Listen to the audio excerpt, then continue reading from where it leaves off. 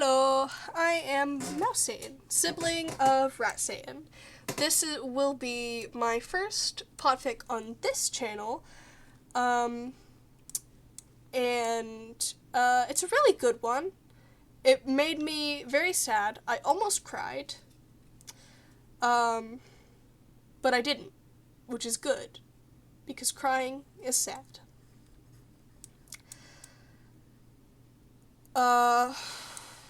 I guess that's basically all I have to say. I was going to endorse one of my friends on the Rat Satan server, but I don't know what their channel is, so I currently can't. Once I edit this and post it, then yeah, I will probably know that by then. Whatever. If you run, please take me with, by Mercury_hyperfixates. No archive warnings apply. Fandom, Batman all media types. Relationship, Tim Drake and Jason Todd. Characters, Tim Drake, Jason Todd. Additional tags, hurt/comfort, emotional hurt/comfort, fix it, child neglect, running away, Jason Todd centric, also kind of, Tim Drake centric, but mostly Jason. Jason Todd is Robin. Jason Todd needs a hug. Tim Drake needs a hug. They become brothers instead. Accidental brother acquisition. Protective Jason Todd. Good older sibling Jason Todd. Good sibling Jason Todd. Bad parents Jack and Janet Drake. How bad is up to your imagination. POV Jason Todd. POV third person. Brotherly bonding.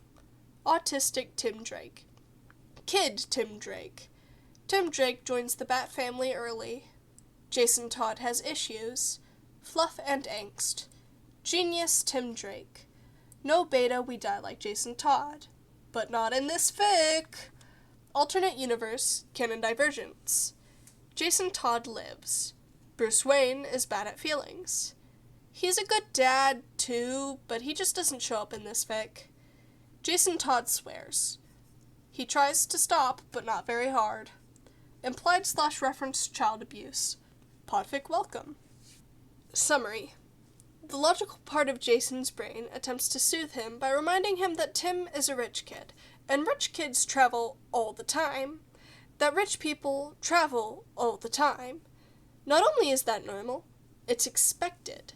Can the tabloids even call you wealthy if you haven't used up enough jet fuel in your lifetime to fill the Pacific Ocean? So, really, it shouldn't be weird to see little Timmy Drake standing in a Gotham airfield hallway, an overpacked bag slung over his tiny shoulders, and looks more sure of himself and his surroundings than some of the employees do. But it is. Or, Jason Todd is trying to run away to Ethiopia, but his genius kid neighbor is making it very difficult. Notes. Ages. Tim, 11, Jason, 15. Trigger warnings. Non-graphic brief mention of terrorism. Jason is remembering a case with anarchy trying to blow up the airport. Implied parental abuse. Parental neglect. Trauma reactions. Non-graphic implications of underage prostitution. Jason. Implied drug use. Referenced death of parents. Running away. Jason hates airports. They're loud, chaotic, and packed with people who think that their time management problems are somehow an excuse to be assholes to everyone else. The people, however, are not the problem. Jason's lived in Gotham his entire life. He's used to the noise and chaos and dealing with shitty people. The problem is that he has no idea what he's doing. It's with how fish out of water he feels because, okay, yes, Jason's history with airports is outstandingly low, an unfortunate side effect of going from homeless to 1%er in a single day, but that doesn't give them the right to be this confusing, this awful. The last, and only time Jason was forced to navigate the hellscape halls of an airport was a couple months ago, but he'd been Robin trying to disarm a bomb, not Jason trying to board a plane. He's also dropped directly beside the crate of explosives from the ceiling, so it's not like he had a chance to memorize the damn layout. Now that he's thinking about it, Anarchy's attempted terrorism would have been considerably less stressful. Actually, Jason's convinced that anything would be less stressful than trying to find the elusive Terminal C-5. And why does there even need to be multiple Terminal Cs? Surely Gotham City doesn't attract enough tourists that it actually ran out of letters in the alphabet. Jason's stomach turns a little at that. If he finds out there is a Terminal Z5, he's going to drag Anarchy back there after hours and let him fire at will. Do airports even have after hours? If they did, Jason has a feeling they would be now, considering it's 4:05 in the morning. Staring daggers at his boarding pass, Jason wishes for what has to be the 5th time in 10 minutes that a map would just open between the black lines of print and show him the fucking way. Come on, you piece of crap boarding pass. Help a guy out. Get possessed or some shit. Its incessant resolve is annoyingly stubborn. 1 first-class ticket to Beirut, Lebanon for Jones/Tom. Terminal 1, C5, Group A, Seat 2F.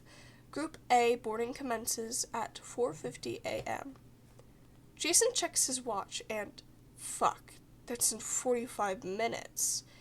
And, okay, yes, Jason could have just taken the Wayne private jet, and it would have been so much easier, but he decided against it because his mission is not Batman or Wayne related.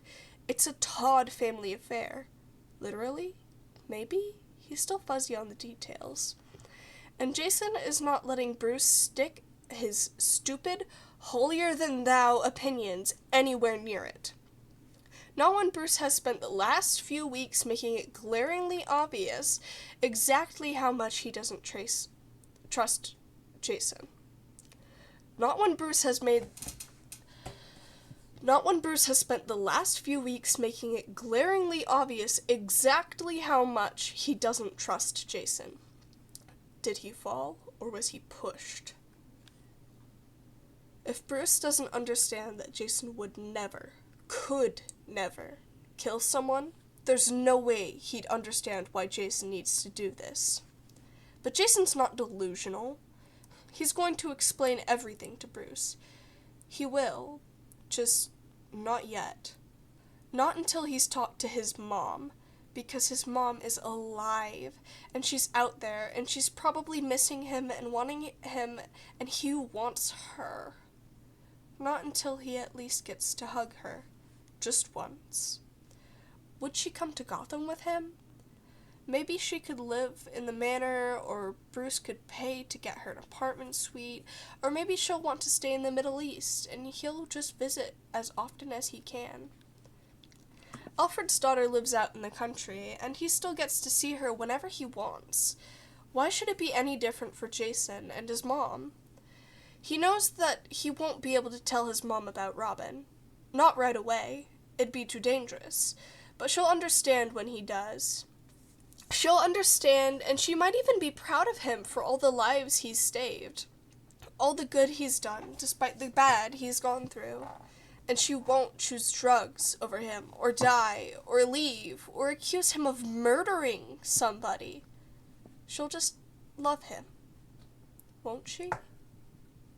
Before he can answer his own question or continue to stress over his impending meeting with the only biological family he has left, Jason's train of thought derails in a fiery explosion when someone very close to him says, "Hello?" Jason's first instinct is to defend himself. His hands clench into fists, and as he rolls back into reality. Reality where he has to focus and protect himself from what? His gaze flickers down, and the presence of his 11-year-old neighbor douses his fight-or-flight in a blizzard of white static.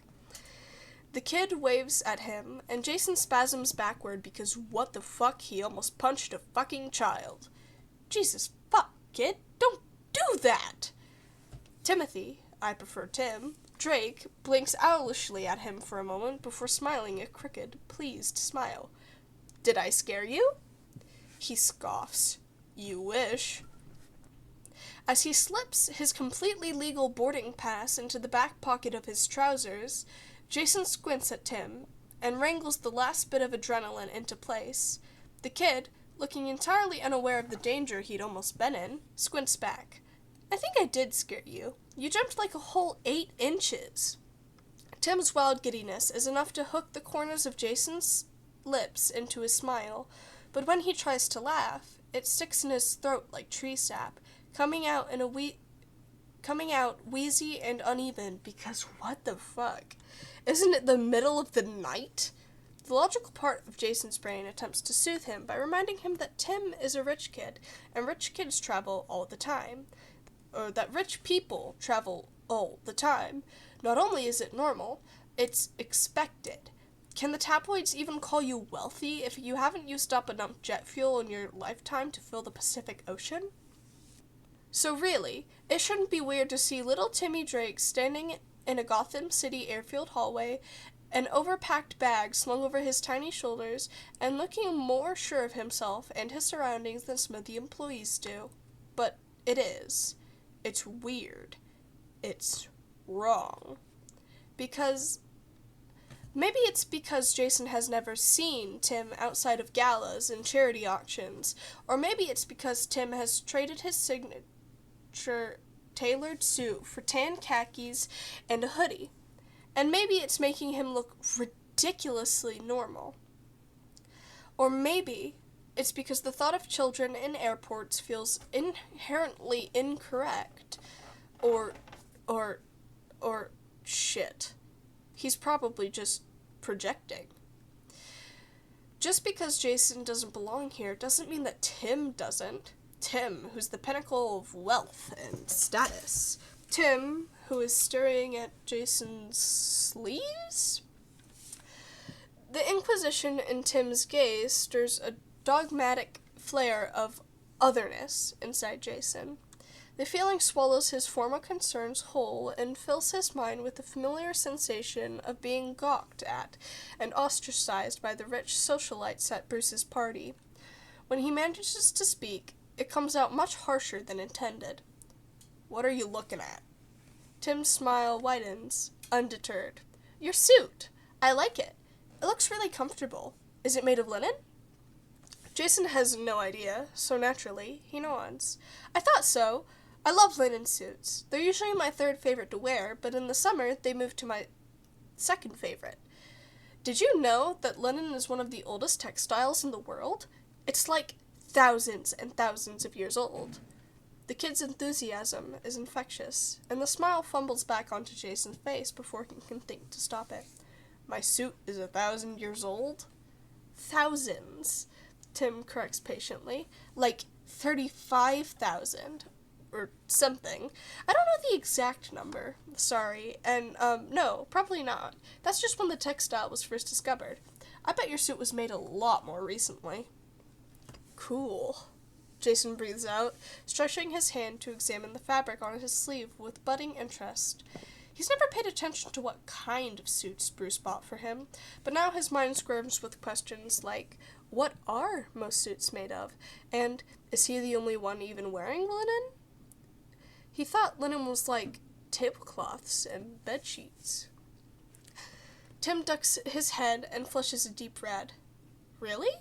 Hell yeah!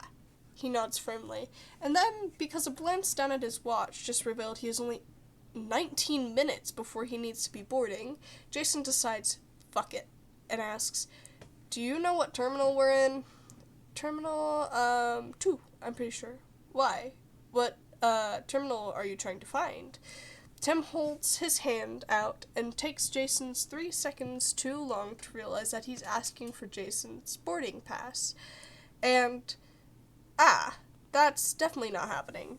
Jason will not be letting his very illegal boarding pass anywhere near the very innocent 11-year-old.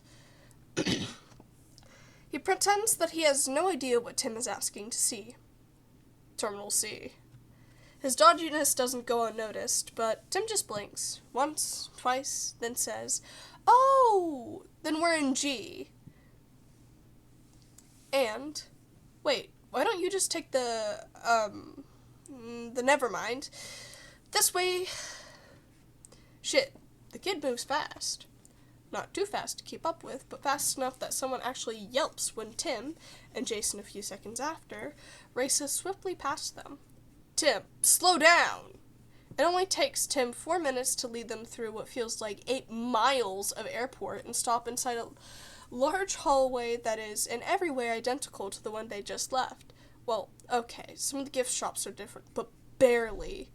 Tim points at the large blue sign above head with a bold C engraved in it. "This is Concourse C. Do you know what your gate is?" "Concourse?" Jason echoes, feeling wildly out of the loop. Tim squints at him, and Jason can see his lips twitching in a stubborn attempt to contain laughter. "The terminal is the building. This," he gestures at the sign again, "is the concourse. Now we need your gate number, because that's where you board. Do you know it? It'll be the numbers connected to the letter on your boarding pass." Yeah, Jason definitely hates airports.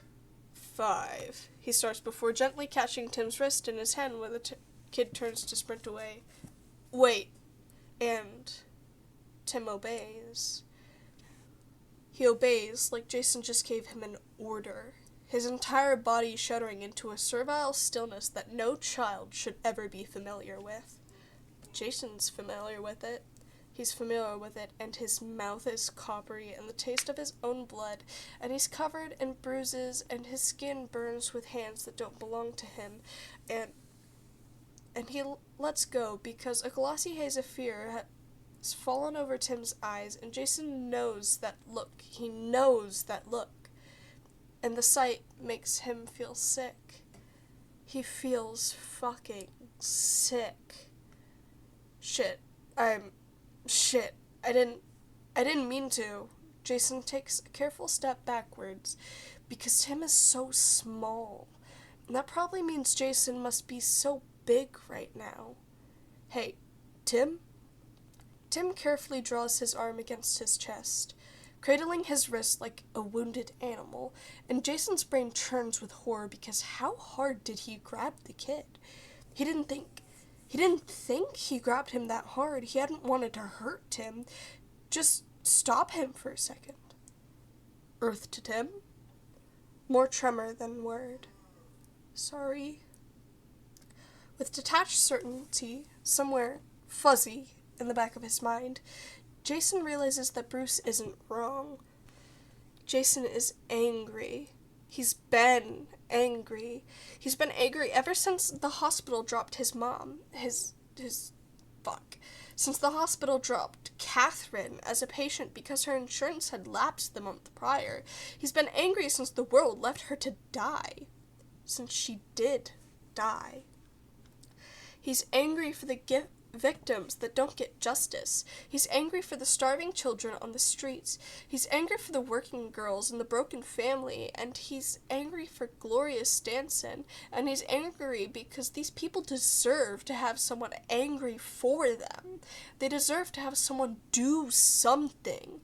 And right now, Jason is angry for Tim Drake. Right now, Jason wants to do something. He wants to burn Gotham to the ground so it'll stop churning out broken person after broken person until there's nothing but vessels of trauma left in the city. He wants to dig a grave 6 feet in the ground and bury Tim's grief and fear inside it. He wants Tim to stop looking at him like that. "As if you've got anything to apologize for," he says, trying to force his temper into something soft and Robin-like. "I was the one who grabbed you. I'm sorry. Did I hurt you?" The glaze clears some when Tim finally manages to drag his gaze back to Jason. He very slowly shakes his head. It's okay. It most definitely is not okay, but Jason can pretend. Are you sure you're not hurt? Tim nods, but the way his thumb continues to gingerly rub circles into his wrist doesn't do Jason's nausea any favors. I'm sure it's not. I'm not. It's okay.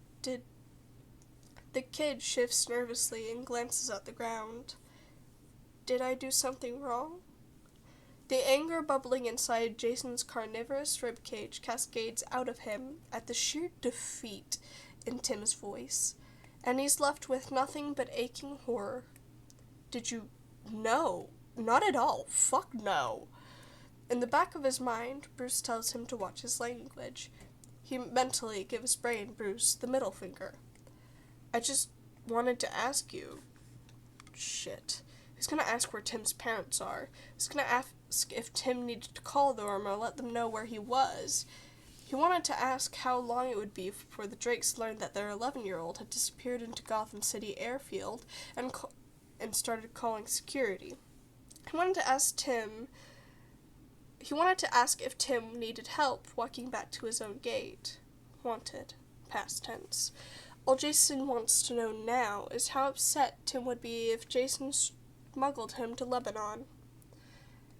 Ask me what? Tim prompts, sounding far more curious than alarmed.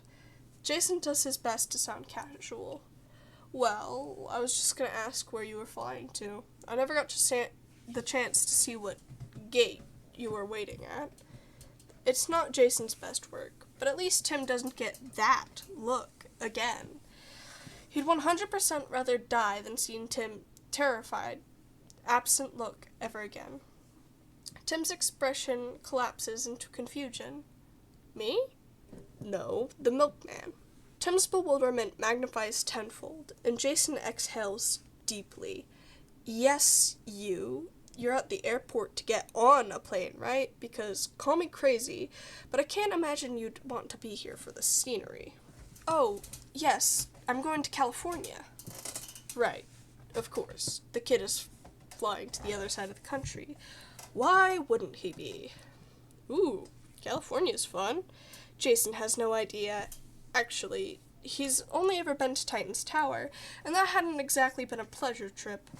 Then, because he can't outright ask what city, he goes with, you gonna see the Hollywood sign?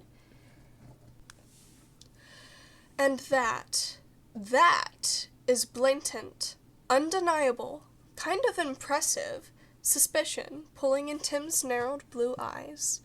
Jason prepares to take the defensive, but casually, like he's not spouting a fever dream equivalent information. Tim responds with, did you know each letter in the Hollywood sign is approximately the same height as 8 black bears stacked on top of each other? What? Well, only if they were standing on their hind legs. If they were on all fours, it would be closer to 20. Again. What? Can we go find your gate now? Tim doesn't give the fog in Jason's brain time to clear before he spins on his heels and starts marching down the airport hallway. Jason allows his brain exactly 4 seconds to implode on itself before he kickstarts his body and stumbles after the kid. Shit, hold on, wait for me. He doesn't reach out to grab Tim again. And while the kid doesn't stop walking, he does politely slow his pace to let Jason catch up. What about grizzly bears? It's Tim's turn to be the one caught off. Grizzly bears? Brown bears? I know what a grizzly bear is. His tone was mildly affronted. But I don't know. I'm not a bear genius. I just learned about the Hollywood sign thing on the radio. Before Jason can even bother questioning the kid's taste in radio channels, Tim sucks in a sharp breath, and all of Jason's thoughts are replaced with surpassing the urge to launch himself between the kid and whatever threat has popped up, because there's no threat. Just a large airport flight board, 2 minutes to boarding, and a destination marked as 14 hours away. Tim's voice gets very small. You're going to Beirut? There's something about how terribly fragile Tim sounds that makes Jason's world shift on its axis, that makes all of his former conviction about leaving and finding his real mom and his purpose feel paper thin and selfish. Except it doesn't make sense, because why should Tim care where Jason goes in his free time? Why should Jason care what Tim thinks? They barely know each other. We barely know each other, Jason has to remind himself as he frowns gently down at Tim. It's just for a little while. I'll be back. The kid doesn't even look at him, his eyes stapled firmly to the screen like it's found a way to personally wrong his entire family lineage. Neither of them speaks for a long, long moment. And Jason has finally decided to break the awful silence when Tim beats him to it. He asks, "Did you buy a return ticket?" And laced inside the mechanized hope, Jason hears something old and familiar and wretched. He hears himself, very young, asking Catherine, "Will you come to my step-up ceremony?" When she comes home with a bleary stare and 2 fewer $20 bills. He hears himself, a little older, asking Willis, "Where are you going?" 2 days after his dad promised to stop working with Two-Face. What's been wrong since he first saw Tim in the airport finally clicks. Between the haze of memories he wishes would stay buried, Jason thinks the revelation deserves to be loud, like a clock striking midnight, or a gunshot, or a bomb, the second after it reaches 0. But it's not. It's silent, like the night after the chimping stops, or a corpse, or the harrowingly still aftermath of an explosion. The world keeps spinning. People start lining up for the plane. Jason's blood boils, but the anger can't make it past the thick anguish in his throat, so instead of spilling out him in a volcano of rage, it just lingers like acid in his veins. Like a disease. He wonders if this is how Catherine felt when her own heart turned against her. "Tim, will you just look at me?" Jason stares, and the kid's name feels like chalk on his tongue, and finally, obediently, tears his gaze away from the screen and turns his face to him. But Jason suddenly wishes he hadn't, because his expression is eerily vacant again. "Your parents aren't here, are they?" The expression doesn't say anything for a moment, but even through his shield of indifference, Jason can see the emotions clashing against his expression. Surprise, acceptance, panic, defeat. He shakes his head. No, they aren't. Treading softly. Where are they? Tim shrugs, and his blank acceptance hurts, worse than anything Jason has ever gone through. Somewhere in China, I think. "Is that where you were flying?" Jason asks, and hopes that Tim was lying about California. Hopes blindly, desperately, that Tim's parents are standing in an airport in China, waiting for their son's plane to land so that they can smother him in hugs and kisses and love. He hopes, but he knows better than to believe. Tim shakes his head. "I'm going to California." Jason already feels like someone has carved out his insides with a meat cleaver, but through the mess of nausea and blood and grief, he asks, "Why?" A flight attendant is calling out to them, but Jason ignores her because he's too focused on Tim. Tim, who looks as close to tears as Jason does. Tim, who is staring at his duffel bag with a dejected hopelessness. Tim, who looks both far too young and far too old to only be 11. Tim, who shrugs and says, very quietly, "It's not like I'm leaving anyone behind." It's not like I'm leaving anyone behind. And that's what Jason's been telling himself since he booked the damn plane ticket in the first place. that nobody cares that he left, that he needs to find his real mom because she's all he has left, because she's the only person who could possibly want him, love him. But Jason wrote a letter. He wrote a letter because he is leaving people behind. He wrote a letter so Alfred wouldn't worry, so Bruce won't rip the city apart looking for him. He wrote a letter and he signed it with "Love, Jason," because he doesn't know how to say the words "I love you" to anyone, even though he does, and he loves Alfred and Bruce and Dick. He loves them, and he knows that they love him back because they do say it. Jason hasn't asked. He doesn't think he can, not without crying, but he knows that Tim didn't write a letter, that he didn't need to. He knows it in Tim's soft acceptance, in his overfilled duffel bag, in the way he tries to make Jason feel better by saying, "It's okay, Jason, I'm a big kid."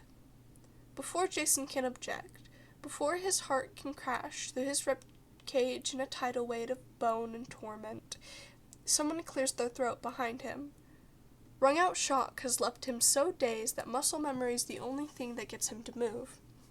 He turns, and the flight attendant is talking, but whatever she says is lost to the blood pounding in Jason's ears. She kindly tries again, and this time he does hear her. "Are you Tom Jones?" His mind churns for a moment, blindly trying to make it through the lingering fog in his skull, but he eventually nods because, yes, that's him. That's what's on his boarding pass, at least. The flight attendant smiles. "I had a feeling. You're the last to boarding Group A. Are you ready to board now, or would you like another moment?" When Jason hesitates, still trying to grapple with the realization that Tim is boarding a plane to California and running away, her gaze flickers towards Tim. "Is he with you? I don't believe I have him in the system." "Oh, I'm not on this flight, ma'am," Tim explains with a startling amount of calm. "My family is waiting for me at my gate. I was just saying goodbye." His family. Goodbye. Jason's brain finally jerks back into action, and he shakes his head because no, absolutely not. This is wrong. This is all so fucking wrong, and he's not going to just sit back and let Tim board a plane to California and run away. "I'm sorry, you said Tom Jones?" The flight attendant nods. But Jason continues with a small laugh before she can speak. "Shoot, I'm really sorry. I thought you said Tom Malone." Both the flight attendant and Tim are frowning, so Jason stares at the airport flight board and adopts his very own deep frown. "Say, when does this plane stop in San Francisco? And is that... Holy jet lag, does this say 14 hours? Since when does it take 14 hours to get to California? That's ridiculous." "San Francisco, sir? Are you certain you're at the right gate?" He nods resolutely. "Of course I'm certain. This is gate G5, isn't it?" "Actually," she laughs, but it's strained and impatient. "This is C5. I'm very sorry for the confusion. Airports can be very difficult for some to navigate. Would you like me to call someone to help you find your gate?" Jason makes a show, maybe too much of a show, honestly, but he does have an A+ in theater class, out of contemplating her suggestion before shaking his head and cutting her loose. "Nah, that's cool. I can manage. Thanks so much, though." He sits a hand, gently, on Tim's shoulder, and thanks God when the kid doesn't flinch. "Come on, Timbit. Let's split." Tim echoes, "Timbit?" but follows Jason away from the gate without objection. Well, until they're out of sight of the flight attendant, and Tim digs his heels into the tile flooring, jerking them both into a firm halt. "Jason, stop. What are you doing?" It's a good question. Jason has no idea. To stall, and for possible plan inspiration, Jason outstretches his arm in exasperation and asks, "What's it look like I'm doing, Timberlina?" I took you to the right gate, Tim snaps, drumming his finger agitatedly against his leg. You said C5. That was C5. Also, who is Mr. Malone, and who is Mr. Jones, and where is Bruce, and why do you keep calling me weird names, and I'm the one going to California, not you, so you are confusing me. Granted, confusing Tim had not been in Jason's intent. He is sorry about that. None of this was Jason's intent. Actually, Jason's original plan did not involve running Tim at the airport, because Jason's original plan, little rich Timmy Drake was back in his mansion with his thoughtful, doting parents, and nothing was stopping Jason from boarding the plane that he just walked away from. Except, now his entire plan has been derailed by one very important specific detail.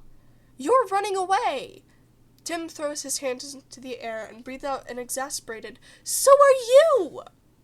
And, well, yeah, but also, I was coming back. There's a brief moment where Jason thinks Tim is going to start yelling, where he kind of hopes Tim will start yelling, because Jason can handle fighting. He can handle an argument. What he can't handle is how Tim doesn't yell. What he can't handle is how Tim just deflates and how his breathing gets quick and staccato. What he can't handle is how Tim asks, kind of brokenly, "But why are you running away? Isn't Bruce nice to you?" Jason's building adrenaline crashes into a ragged exhale. Of course he is. It's complicated. Tim stares at him for a long minute, like he's trying to reorganize the jigsaw puzzle that is Jason Todd's life. Good fucking luck. Why didn't you get on the plane? Later, Jason will have an excuse. Later, he will reason that he walked away from that plane because, even benched, he's still Robin. And he couldn't, in good conscience, let an 11-year-old run away. But right now, Jason feels sliced open and vulnerable, and so fucking sad. Right now, he doesn't want his real mom. He wants Bruce. He wants the dad who chose him, not the mom who left him when he was born. Right now, Jason says, "You did." And means it. Me? Tim looks absolutely blindsided as he reaches one small, was Jason ever that small, hand to rub at his face, to rub at his wide blue eyes and the deep, out-of-place dark circles underneath them. Yeah, I couldn't exactly ask you over to a sleepover if I was on a plane to West Asia, could I? Ask me to a sleepover? That a yes?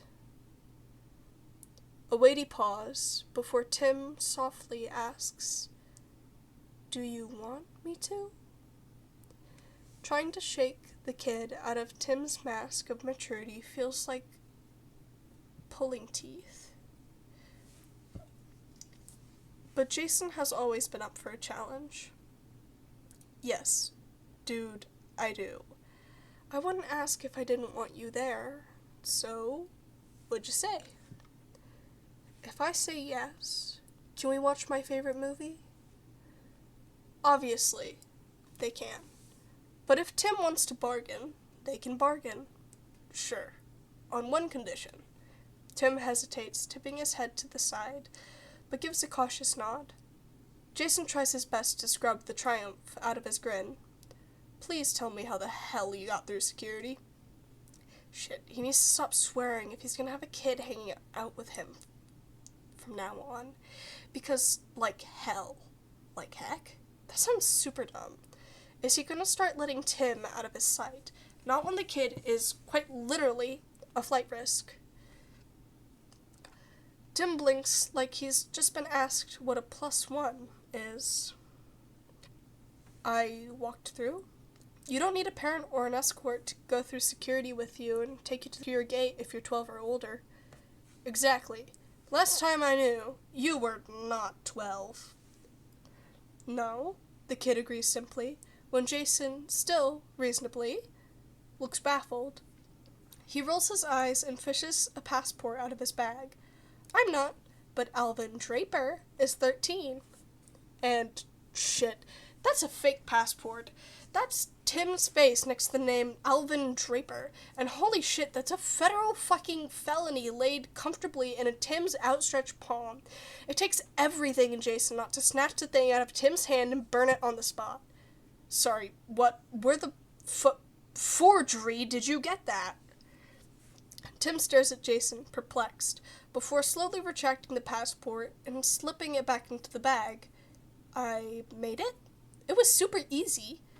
He actually smiles then, proudly, and Jason fights the instinct to groan in dismay. Do you want me to show you how? No. Jason already knows how, thank you very much. Jesus, Tim, come on. Let's get out of here before you start telling me and all the cameras watching us that you hacked the airport or something. Okay. Why are you looking at me like that? Well, if I did, hack the airport, would you turn me into Batman? Honestly, screw being worried about the kid swearing. Jason should be far more concerned with how he's gonna keep Tim out of prison. Fucking hell, Timmers. In a few days, a bomb will detonate in Ethiopia. When it does, Jason Todd Wayne will be over 8,000 miles away, teaching his little brother how to play marble toss.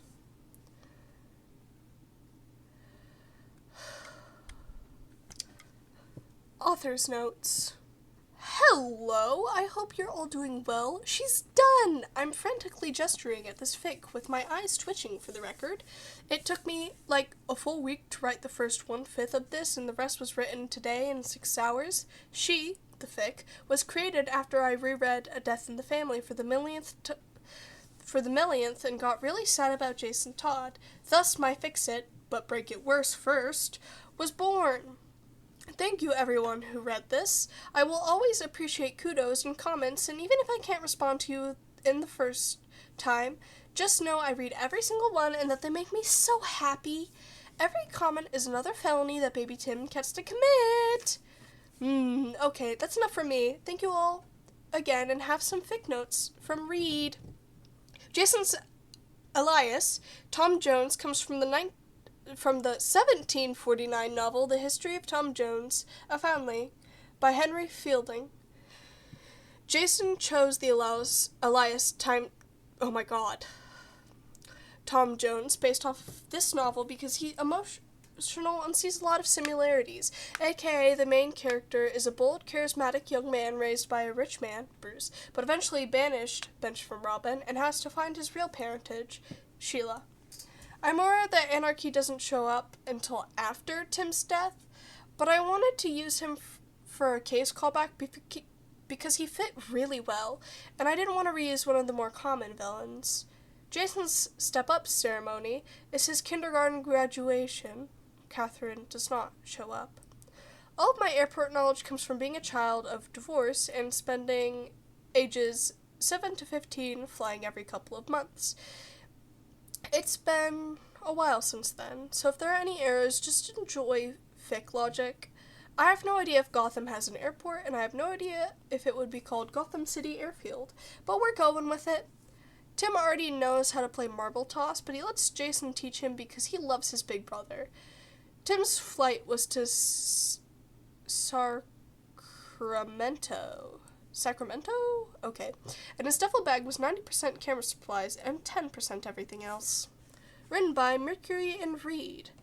Tumblr, Mercury is Robin. Now I will leave kudos, and you can hear me clicking the button. This was...